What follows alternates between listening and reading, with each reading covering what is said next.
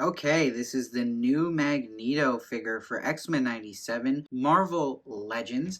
It is great to see a new Magneto figure that is just incredible looking. We didn't get a Magneto figure for the X-Men animated series, so it's nice to see one here for X-Men 97 giving Magneto some love. The colors look amazing here. The purple and the red just pop perfectly and consistent through the whole figure. I like they got the buttons on the cape collar, and I really like the look of the helmet on this particular figure. His eyes are menacing. It's a perfect face for him. I love the poses you can do with the arms and the hands. It comes with two sets of hands, which we'll get to in a minute. But what I do wish this figure had was something that shows the magnetism effect in any form. And if not that, at least another version with the helmet off, or that you could actually take the helmet off of the one head, so be it. Now, this figure stands pretty well on its own, not the best, but that's going to happen when you have a heavy cape and a quality cape, which is good that it comes with that, but it does top over a little bit, but it's still able to stand on its own. And unlike the Rogue figure, it doesn't actually require having stands on the feet, which is always good.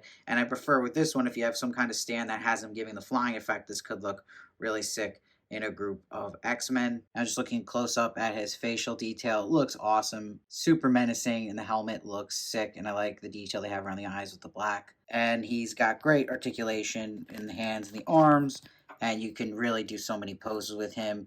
And you got the big old six pack here. He doesn't really swivel great though with the body, but his legs move good. So you can do a lot of effects with him flying, and his feet move really good, like all these figures' feet do. The cape does not come off, but the cape is really quality. It's thick.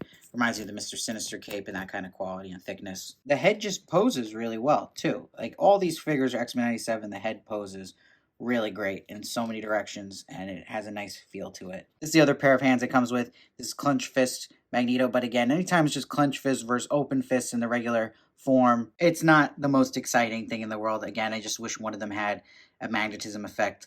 Kind of like the Gambit came with a lot of effects where he had two hands with two different effects for his cards. So that's a big letdown for me. But otherwise, the look of the figure on its own, not talking about accessories, is amazing. It looks great. And once the new show comes out, we all know this thing is going to sell out. So I would get it now on Hasbro Pulse, or just look in your stores, even though it's hard to find these figures in the stores right now.